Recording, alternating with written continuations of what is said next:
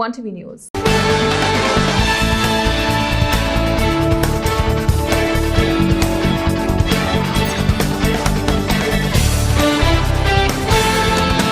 కర్నూలు జిల్లాలో హైవేలపై జరుగుతున్న దాడి దోపిడీలు ఇప్పుడు కలకలం రేపుతున్నాయి. ముఖ్యంగా పందుల యాజమాన్యులు లక్ష్యంగా చేసుకుని దుండగులు అరాచకానికి పాల్పడుతున్నారు. కర్నూలు నుంచి బెంగళూరుకు పందులను తరలిస్తున్న సమయంలో మార్గం మధ్యలో వాహనాలను అడ్డగించి దోపిడీలకు పాల్పడుతున్నారని ట్రైబల్ స్టూడెంట్ ఫెడరేషన్ రాష్ట్ర అధ్యక్షుడు రాగిడి చంద్రప్ప ఆరోపించారు. ఈ ఘటనలపై బాధితులు పోలీసులకు ఫిర్యాదు చేసినా ఫలితం లేకపోగా పోలీసులు నిర్లక్ష్యంగా ఎటకారంగా మాట్లాడుతున్నారని మండిపడ్డారు. శాంతి భద్రతలను కాపాడవలసిన పోలీసులే ఇలా వ్యవహరిస్తే బాధితులు ఎక్కడికి వెళ్లాలని ఆయన ప్రశ్నించారు. వెంటనే దోపిడీ దొంగలను గుర్తించి అరెస్టు చేయాలని, పందుల పెంపకదారులకు భద్రత కల్పించాలని డిమాండ్ చేశారు. కార్యక్రమంలో పందుల పెంపకందారుల మధ్యలేటి చిన్న బాలకొండన్న తదితరులు పాల్గొన్నారు. గురి చేస్తున్నారు. ఎందుకంటే పందుల యజమానులు బ్రతికేదే పందుల పైన ఆధారపడి, అలాంటి పందులను మేపుకుంటూ జీవనం సాగిస్తున్నటువంటి పందుల వ్యాపారస్తులపైన కొంతమంది దొంగలు దారి దోపిడీలకు పాల్పడుతున్నా కూడా పోలీసులు ఎటువంటి చర్యలు తీసుకోకపోవడము చాలా దుర్మార్గమైన విషయం. ఎందుకంటే మాకు అన్యాయం జరిగింది, మమ్మల్ని హైవే మీద తన్ని మా పందులను దోసుకెళ్తున్నారని చెప్పేసి సంబంధిత పోలీస్ స్టేషన్లలో ఫిర్యాదులు చేసినా కూడా ఆ పందుల యజమానులకు ఎటువంటి న్యాయం చేయడం లేదు మన పోలీసు వారు. మేము పోలీసు వారికి ఒకటే విజ్ఞప్తి చేస్తున్నాం, మా వాళ్ళు బ్రతికేదే పందుల జీవనం చేసుకొని బ్రతుకుతున్నారు. అలాంటి వారిపైన కొంతమంది కింద పడితే సైడ్కి వచ్చేసిరు సార్. నన్ను రోడ్డు దింపేసిరు, ఒక టైర్ మొత్తం రోడ్డు దింపేసిరు. రోడ్డు దింపేసి బండి ఆపేసిరు, బండికి అడ్డం పెట్టిరు. అడ్డం పెట్టి వచ్చి తాళం చేతి గుంజుకురు సార్. తాళం చేతి ఇవ్వలే, నేను తాళం చేతి ఇవ్వనప్పుడే వచ్చేసి రాయి తీసుకొని పట్టున కొట్టేసిరు సార్. ఇక్కడ నాకు ఇక్కడ కొట్టేసిరు. కొట్టే వరకు నాకు బ్లడ్ మొత్తం కారిపోయింది సార్. కారిపోయినా అట్లనే ఆపేసి వీళ్ళు నన్ను కొడుతురని ఇంకో అతను వచ్చి రాడు తీసుకొని ఇక్కడ కొట్టింది సార్. నాకు రాడు తీసుకొని వీళ్ళు నన్ను కొట్టేస్తారని డోర్ తీసుకొని నూకేసే వరకే తాళం చేతి తీసి చెట్లలో వేసిన సార్. అక్కడ వేసిన రోడ్ అవతల. వీడు నా కొడుకు డ్రైవర్ గారు హుషారుండ్రని ఇక వాళ్ళు నాకు 5 మంది నన్ను కలిసి ఇక పిచ్చి గానం కొట్టిరు సార్. నన్ను ఇక ఎక్కడ పడితే అక్కడ మామూలుగా కొట్టలేదు సార్. ఇక నేను ఎక్కడ దెబ్బలకు తట్టుకోలేక రోడ్డు మీకు వెళ్ళి పక్కన వెహికల్స్ పోతుంటే ఆ రోడ్డు మీకు వెళ్ళి అందరు అన్న ఆపురన్న నన్ను కొట్టి చంపేస్తురని అంటే ఇద్దరు ఒక వాల్వో బస్సు ఆగింది సార్. ఆడ ట్రావెల్స్ బస్సు ఆగిరు. ఆ బస్సుని అరే నా కొడుకలా ఆపకురని రాళ్ళు తీసుకొని ఆ బస్సుని సైడ్ మిల్లర్ వలదింగిరు సార్. వాళ్ళు దొంగలు నన్ను కొట్టంగా ఆపకురని వెళ్ళిపోండి అని వేరే వెహికల్స్ కారులు ఇట్లా 2-3 ఆపిరు. వాళ్ళని ఇట్లా కొట్టి తరిమిచ్చిరు. ఇక వాళ్ళు మా మామని కొట్టి కిందేసిరు. ఇక కొట్టి కిందనే మేము వెళ్ళి అంత దూరాన పోయి నాకు బ్లడ్ కారుతుంటే నా చేతన కాకుంటే నేను డివైడర్ మీద పడిపోతే నేను మా ఫోన్లన్నీ విజయనగరం హుకుంపేటలో మంగళవారం మధ్యాహ్నం విషాదకరమైన సంఘటన చోటు చేసుకుంది. ఎదురింటిలో వంట సాయం కోసం వెళ్లిన భవానీ అని వివాహిత గ్యాస్ సిలిండర్ పేలి అక్కడికక్కడే దుర్మరణం పాలైంది. తన భర్త కుటుంబ సభ్యులతో కలిసి ఇటీవలే విజయవాడ నుంచి సొంత ఇంటికి వచ్చారు. గ్యాస్ స్టవ్ సరిగ్గా వెలగడం లేదని కొంచెం సాయం చేయవా అంటూ ఎదురుంటే ఆవిడ పిలిస్తే వెళ్లిన భవానీ తిరిగి రాని లోకాలకు వెళ్ళిపోయింది. అద్దెకిచ్చి సెలిపారు, బతుకు తిరిగి వెళ్ళి వస్తుంటారు. పండగలకు గట్ట వస్తారు. బయట ఎవరు కాదండి, వీళ్ళు మా అన్నయ్య మా వదిన సొంతగా. మా అత్తకి తమ్ముడు పిల్లడు అనమాట, మేనల్లుడు, సొంత మేనల్లుడు. ఎవరు బయట వాళ్ళు ఎవరు లేరండి. ఏం పేరమ్మా అతని పేరా? ఆవిడ పేరు భవానీ అండి. ఆవిడకి 2 మగ పిల్లలండి. అంటే వాళ్ళకి ఏమో తెలియదండి, నాకైతే తెలీదు. అసలు మేము భోజనాలకు వెళ్ళామండి. మెయిన్ అయితే నాకైతే సరిగ్గా తెలీదు. మేము వస్తడికి మంటలు మెయిన్ వస్తాయి. మంటలు వస్తేప్పటికి గబగబా నీళ్లు గట్టి వేసాము. ఆవిడ లోన్ ఉండిపోయి అరుస్తుంది, కానీ చాలా మంది సాయం చేశారు. వీళ్ళు వాళ్ళని లేదు. అప్పటిలోకి ఫైర్ ఇంజిన్ కూడా వచ్చింది. ఫైర్ ఇంజిన్ వచ్చేసి ఆ తర్వాత పొగతోనే గట్ట ఆపారు. అప్పటి వరకు ఆగలేదు. రేకులు గట్ట మేము బలవంతంగా గ్యాస్ ఎక్కువ లోడ్ అయిపోతుంది, తక్కింటి కొడుతుందని భద్ర కొట్టించామండి. ఎవరు బలవంతం అదే బద్వేలు మున్సిపాలిటీ పరిధిలోని మేదర వీధి ప్రాంతంలో ఉన్నటువంటి ఎస్ఎస్జి మహిళలకు ఆర్బీఐ వారి ఆదేశాల మేరకు వాలంటరీ ఇంటిగ్రేటెడ్ డెవలప్మెంట్ సొసైటీ నిర్వహించినటువంటి ఆర్థిక అక్షరాస్యత కేంద్రం ద్వారా కుటుంబ ఆర్థిక ప్రణాళిక, బ్యాంకు ఖాతా యొక్క ప్రాముఖ్యత, బ్యాంకు ఖాతా ద్వారా ఉన్నటువంటి ఆర్థిక భద్రత మరియు సైబర్ నేరాలు మొదలగు అంశాలపైన అవగాహన కల్పించారు. ఈ కార్యక్రమానికి ముఖ్య అతిథులుగా Badvel SI Kondareddy, Canara bank manager Bala Naresh, MEPMA సిబ్బంది, వెట్స్ సిఎఫ్ఎల్ కౌన్సిలర్స్ చంద్రశేఖర్, సుబ్బారాయుడు, ప్రభాకర్ హాజరయ్యారు. చదువుకున్న వాళ్ళకి, టీచర్లకు కానీ వీళ్ళకందరికీ కాల్స్ వస్తూ ఉంటాయి. వచ్చేసి చెప్తారన్నమాట, మేము అధికారులు మాట్లాడుతున్నాము, మీరు ఇంకా కదలడానికి వెళ్ళారు, కదిలితే ఇమీడియట్గా మిమ్మల్ని చేస్తామని చెప్పేసి. ఒకటి మా అరెస్ట్ అనేది మామూలుగా మన లోకల్ పోలీసు వాళ్ళు కానీ ఎవరైనా పోలీసు వాళ్ళు వచ్చేసి మిమ్మల్ని ఫిజికల్గా వచ్చి అరెస్ట్ చేయాల్సిందే తప్ప డిజిటల్ అరెస్ట్ అంటూ ఏమీ లేవు. మామూలుగా లావాదేవీల్లో అయితే డిజిటల్ లావాదేవీలు ఉన్నాయంటే మొబైల్ ద్వారా కానీ ఆన్లైన్ ద్వారా కానీ ఏదైనా పర్చేజ్ చేయాలంటే కూడా ఏమైనా కొనుక్కోవాలంటే కొనుక్కుంటాం ఆన్లైన్లో, కానీ అరెస్ట్ అనేది అలాంటివి ఏమీ లేవు. మీరు అరెస్ట్ అంటే అరెస్ట్ కాదని ఏదైనా గుర్తుపెట్టుకోవడం, మీరు ఏదైనా నేరం చేసినప్పుడు మీ ఇంటి దగ్గరికి పోలీసు వాళ్ళు వచ్చినప్పుడు మీ ఐడి కార్డులు ఏదైనా అడిగి డబ్బులు పోయింది అనుకో ఇమీడియట్ గా బ్యాంక్ వాళ్ళు కన్సల్ట్ కావాలా. ఇంకొకటి వచ్చేసి టోల్ ఫ్రీ నెంబర్ ఇచ్చారు మన గవర్నమెంట్ వాళ్ళు 1930 అని చెప్పేసి. ఇంకొకటి national cyber crime reporting portal ఉంటుంది, దాంట్లో కానీ మనము కంప్లైంట్ చేసుకోవచ్చు. దాంట్లో కంప్లైంట్ చేస్తే మనకి ఇమీడియట్ గా మన అమౌంట్ ఎవరికైతే వెళ్ళింటుందో ఆ అకౌంట్లు మొత్తం అన్ని కూడా బ్లాక్ చేసి పెడతారు. మళ్ళా ఫైనాన్షియల్ లిటరసీ మీటింగ్స్ అంటే ఎలా ఉండేటంటే 3 సంవత్సరాలు అయింది ఆల్మోస్ట్ బద్వేలుకి వచ్చేసి 2 సంవత్సరాలు 9 నెలలు అవుతుంది. ఒకప్పుడు ఫైనాన్షియల్ లిటరసీ మీటింగ్స్ అంటే ఎలా ఉండేటంటే అక్కడికి వెళ్ళేసి మీరు డబ్బులు ఖర్చు పెట్టుకోండి, జాగ్రత్త పెట్టుకోండి, అనవసరమైన ఖర్చులు తగ్గించుకోండి, ఇలా చెప్తుండాలి ఫస్ట్ లా. ఇప్పుడు పరిస్థితి మారిపోయింది, జనాలకు వచ్చేసి అవేర్నెస్ వచ్చింది, డబ్బులు ఎక్కడ ఖర్చు పెట్టుకుని దాచిపెట్టుకోవాలి. ముందు ఏంటంటే మీ సంతకాలు ఫోర్జరీలు చేసి ఎట్లా ఉండేది, ఇప్పుడు అట్లేం లేదు.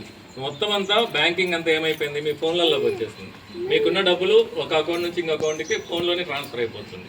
కాబట్టి మీరు ఏం చేస్తారు, పొరపాటుగా ఒక నెంబర్కి బదులు ఇంకో నెంబర్ కొట్టినా అని వెళ్ళిపోతుంది. ఎందుకంటే అది కంప్యూటర్ కానీ ఫోన్కి కానీ అది కరెక్ట్గా తెలిసి పంపించేస్తుంది.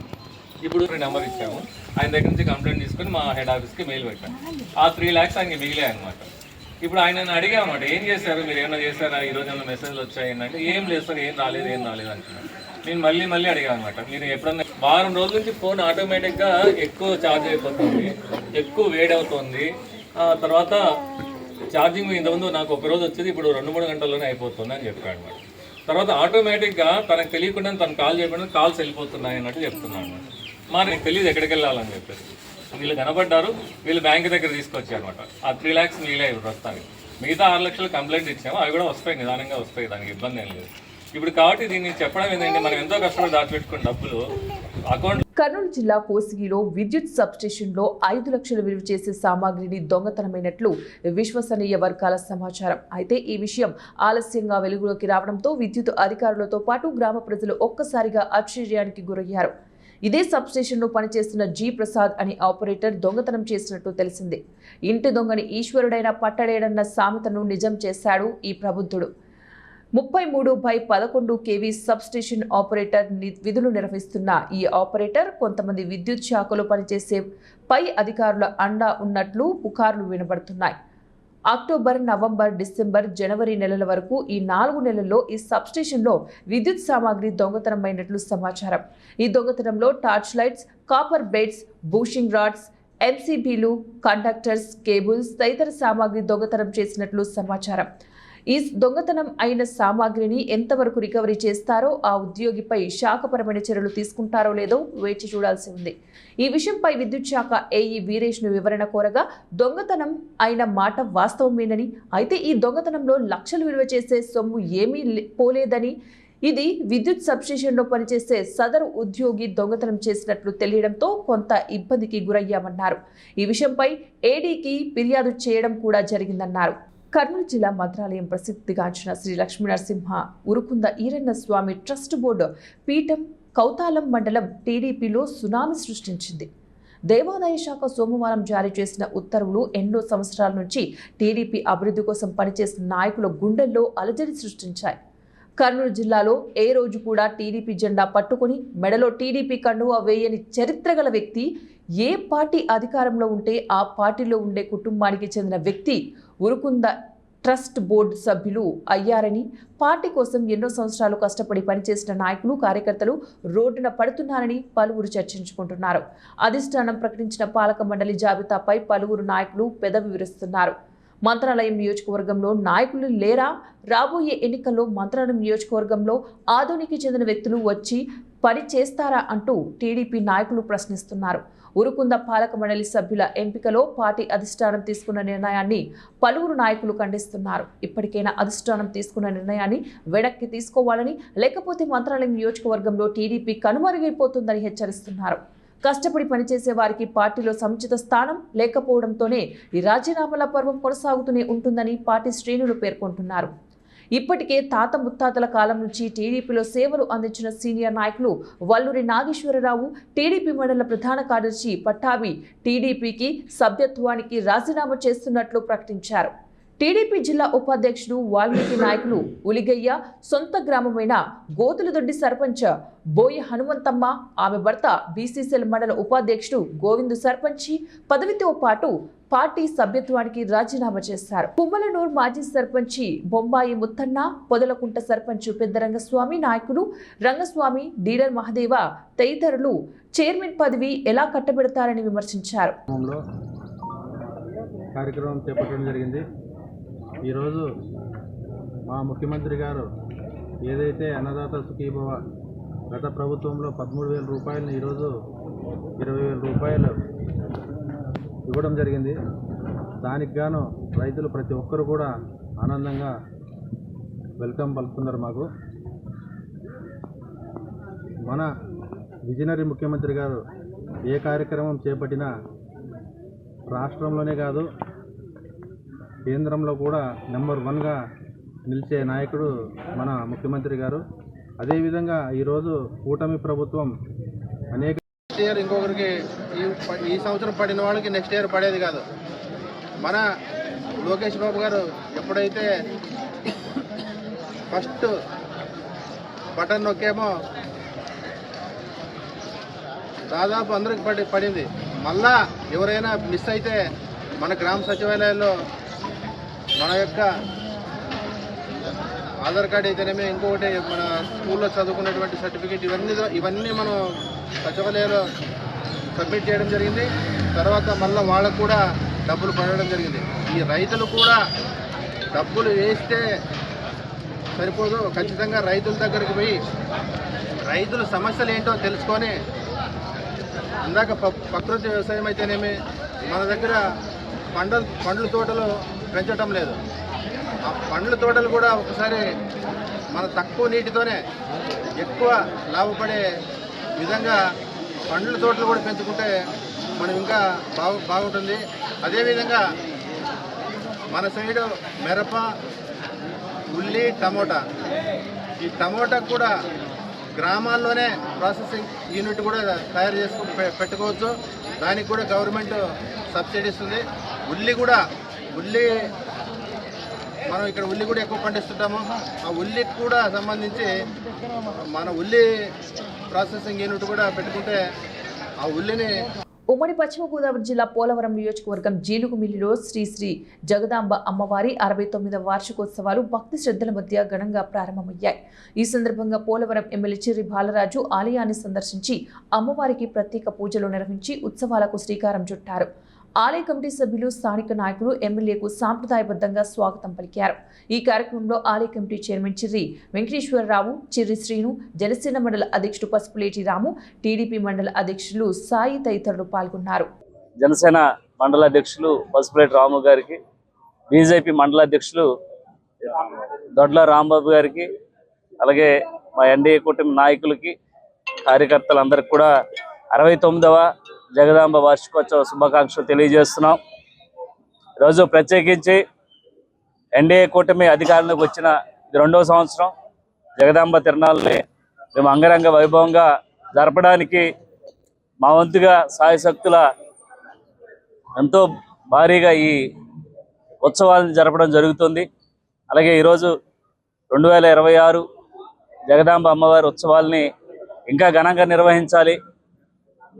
ఈ ఉత్సవాలు రాష్ట్ర వ్యాప్తంగా ఒక మంచి ఉత్సవంగా నిలవాలనేటువంటి ఉద్దేశంతో అంగరంగ వైభవంగా నిర్వహించడం జరుగుతుంది. దీనికి సంబంధించి మంచి మంచి సాంస్కృతిక కార్యక్రమాలు కూడా ఈ 6 రోజుల పాటు ఇక్కడ నిర్వహించడం జరుగుతుంది. అలాగే ఇక్కడ ఈ జగదాంబ అమ్మవారికి కమిటీలు కూడా ఏర్పాటు చేశాం. ఆ కమిటీల ద్వారాగా ఈ 6 రోజులు కూడా ఈ ఉత్సవాల్ని సక్రమంగా జరిగే విధంగా, అలాగే ఇక్కడ లా అండ్ ఆర్డర్ ఎటువంటి ఇష్యూస్ లేకోకుండా పోలీసు వారితో కూడా ఇక్కడ మంచిగా జరిగే విధంగా మేము ఇన్స్ట్రక్షన్స్ ఇవ్వడం జరిగింది. అలాగే ఈరోజు అమ్మవారిని దర్శించుకొని చాలా పవర్ఫుల్గా ప్రతి సంవత్సరం కూడా మేము ఈ జగదాంబ అమ్మవారిని నిర్వహించడం జరుగుతుంది. మన ఎన్డీఏ కూటమి ప్రభుత్వం వచ్చిన తర్వాత, మేము అధికారంలో వచ్చిన తర్వాత స్థానికం మాకు కాబట్టి చాలా ఇంకా బాగా చేయాలి అమ్మవారి ఉత్సవాల్ని అనే ఉద్దేశంతో అంగరంగ వైభవంగా అన్నమయ్య జిల్లా బుంగనూరు నియోజకవర్గం జన సైనికులు వీర మహిళలకు అండగా నిలిచేందుకు వారి జీవితాలకు కుటుంబాలకు రక్షణ కల్పించాలనే ఉద్దేశంతోనే జనసేన అధినేత ఉప ముఖ్యమంత్రి పవన్ కళ్యాణ్ ప్రతిష్టాత్మకంగా చేపట్టిన మహోత్తర కార్యక్రమంలో భాగంగా నేడు చదల్ల గ్రామంలో నియోజకవర్గం జనసేన నాయకులు ఎన్ వేణుగోపాలరెడ్డి కార్యకర్తలతో ఆత్మీయ సమావేశం నిర్వహించారు. ఈ కార్యక్రమానికి ముఖ్య అతిథులుగా ఏపీఐఐసి డైరెక్టర్ మైఫోర్స్ మహేష్ పాల్గొన్నారు. ఈ సందర్భంగా మాట్లాడుతూ కార్యకర్తను కొత్త తరం నాయకులుగా తీర్చిదిద్దాలనే లక్ష్యంతోనే జనసేన ఉద్యమి సభ్యత్వ నమోదు కార్యక్రమానికి అధినేత పవన్ కళ్యాణ్ శ్రీకారు చుట్టారని, అందులో భాగంగానే నేడు పుంగనూరు నియోజకవర్గం జనసేన నాయకులు ఎన్ వేణుగోపాలరెడ్డి పవన్ కళ్యాణ్ వారి ఆశయాలను ఆదర్శంగా చేసుకుని నియోజకవర్గంలోని కార్యకర్తల సమన్వయంతో పార్టీ సభ్యత్వం చేపట్టనున్నారన్నారు. పార్టీ అధినాయకత్వం భావజాలంతో వారు చెప్పిన విధి విధానాలతో పార్టీని ముందరికి తీసుకెళ్లే బాధ్యత ఖచ్చితంగా పుంగనూరు తరఫున నేను తీసుకుంటాను. మీ అందరి తరఫున, మీ అందరి పక్షాన మీకు ఒక చేదోడు బాదోడుగా, మంచి సహోదరుడిగా ఎల్లప్పుడూ ఉంటానని నేను ముందే చెప్పాను. ఖచ్చితంగా అదే త్రోవలో నేను ముందుకు పయనం చేస్తున్నాను. మనకి ఈరోజు ఇక్కడికి విచ్చేసిన మన జనసేన కార్యకర్తలకు, ముఖ్యులకు, ప్రతి ఒక్కరికి పేరు పేరున ధన్యవాదాలు తెలుపుకుంటున్నాను. ముఖ్యంగా ఈ యొక్క కార్యక్రమం మన జనసేన కుటుంబ సభ్యులని మేమందరం ఉండామని, మేము ఇంతమంది ఉండామని ఒక్క తాటిపై తీసుకొని వచ్చే కార్యక్రమం ఇది. ఎందుకంటే ముందు కాలంలో యాక్చువల్గా ఇప్పుడు సంతానాలు ఒకరు ఇద్దరు ఉంటే చాలు మన ఫ్యామిలీకి అని అనుకునే కాలాలు ఇవి. కానీ దాదాపు ఒక 100 సంవత్సరాల పూర్వం ఇంటిలో ఎంతమంది బిడ్డలు ఉంటే అంత స్ట్రెంత్ ఉంటుంది కుటుంబం అనేసి. ఒక కుటుంబాల్లో 10 మంది ఉండేవాళ్ళు, ఒక కుటుంబాల్లో 8 మంది, అంత స్ట్రెంత్ జనం ఉంటే మనకి బాగుంటుంది, ఒకరికొకరు తోడు ఉండాలని చెప్పేసి ఒకటి ఉండేది. అదేవిధంగా సభ్యత్వ నమోదు కార్యక్రమం, మనం పుంగనూరు నియోజకవర్గం అనేది ఒక కుటుంబం. ఈ కుటుంబంలో మేము ఇంతమంది ఉన్నామని చెప్పుకోగలిగే ఒక కార్యక్రమం ఇది. అంటే మనం బలాన్ని ప్రతిపక్షానికి చూపించగలిగే ఇది ఒక కార్యక్రమం. కాబట్టి ప్రతి ఒక్కరూ చేయి కలిపి కుటుంబాన్ని బలపరచాలని ఈ యొక్క కార్యక్రమం నిర్వహిస్తున్నాము. ఈ సంవత్సరం, ప్రతి సంవత్సరం ఈ యొక్క కార్యక్రమం జరుగుతుంది. పోయిన సంవత్సరం మనకి ఎన్ని చేయగలిగారో చూశారు.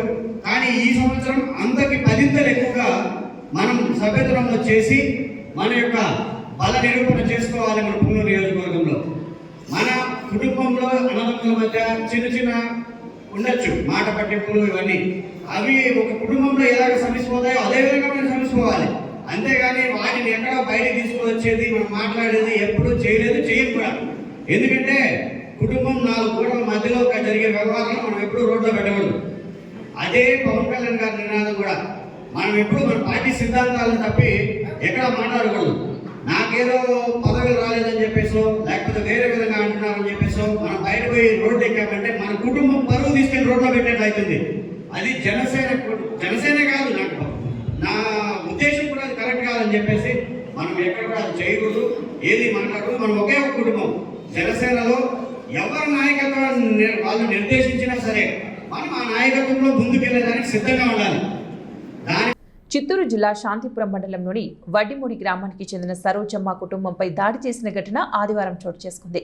కాగా ఈ ఘటనపై బాధితులు మాట్లాడుతూ తమ అమ్మకు చెందవలసిన స్థలాన్ని ఆక్రమించేందుకు తమపై దాడి చేశారని ఆరోపించారు.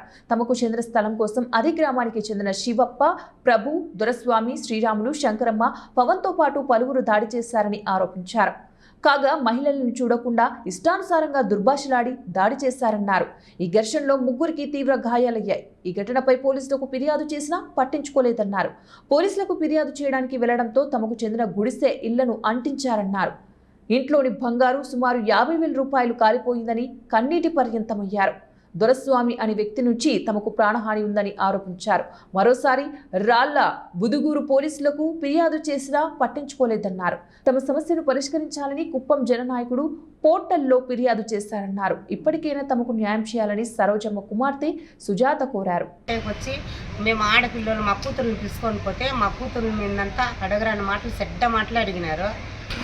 ఆ కొట్టిన వాళ్ళు మా అమ్మ వాళ్ళ ఇంటి పక్కలనే ఉన్నారు, పక్కలనే ఉన్నారు. వాళ్ళు మా అమ్మని జాగా ఇచ్చే పేర్లు దొరస్వామి కొడుకు శ్రీరాముని భార్య వాళ్ళంతా సేరి మా అమ్మని గలాట్ చేసినారు. మేము పోయి అడిగినాం మా అమ్మని ఎందుకు గలాట్ చేశారు, మీరేమన్నా మాట్లాడాలంటే ఫోన్ చేస్తే మేము వచ్చి మాట్లాడతాం కదంటే వాళ్ళ మా మీదే జగడానికి వచ్చారు. మా అమ్మని తీసుకొని నేను పోలీస్ స్టేషన్కి వెళ్ళిపోయాను. నువ్వు అక్కడ కేసు పెట్టావు కదమ్మా, మనం మాట్లాడుకుందాం రా అని మేము అక్కడికి పోయి కంప్లైంట్ పెడితే ఎస్ఐ ఏం చెప్పా, చిన్న గొడవలంతా ఎందుకు మా పక్కలో ఉండేవాళ్ళు అడ్జస్ట్ చేసుకోకుండా అని చెప్తే మేము వచ్చేసినాం. సరే సార్ మీరు చెప్పే మరేదికి మేము పోతామని వస్తే మా అమ్మని కానిస్టేబుల్తో కొంచెం మాట్లాడుకోపోమని ఎస్ఐ చెప్పాడు. మేము వచ్చి కానిస్టేబుల్తో అడిగితే ఆయన ఏం చెప్పాడు, మీరు పోయి మీ అమ్మది ఆధార్ కార్డు ఎత్తుకొని 10 గంటలకంతా ఇది పోలీస్ స్టేషన్ దగ్గర రమ్మని చెప్పి మేము పోయి ఆధార్ కార్డు ఎత్తుకోలేకపోతే వీళ్ళు ఫస్ట్ బండిలో పోయి జనాలంతా పెట్టేసిన్నారు. 10 మందిని పెట్టినారు.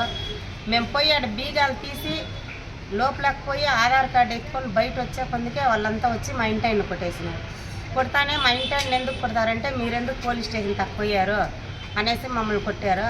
మేము అడుగుతూ ఉంటే కూడా మేము చెప్తానే ఉన్నాను, పొద్దున్నే సార్ రమ్మని ఉండారు ఎస్ఐ, మేము మాట్లాడుకుందాము ఆడ రాండి అంటే కూడా మా ఆయన్ని రాయి ఎత్తుకొని వేసి తల్ల రక్తం కడుతుంటే మా పిల్లోళ్ళు ఆడపిల్లలు ఇద్దరు ఆటో దిగి పరిగెత్తిస్తే మా పిల్లోళ్ళనంతా కొట్టేసినారు.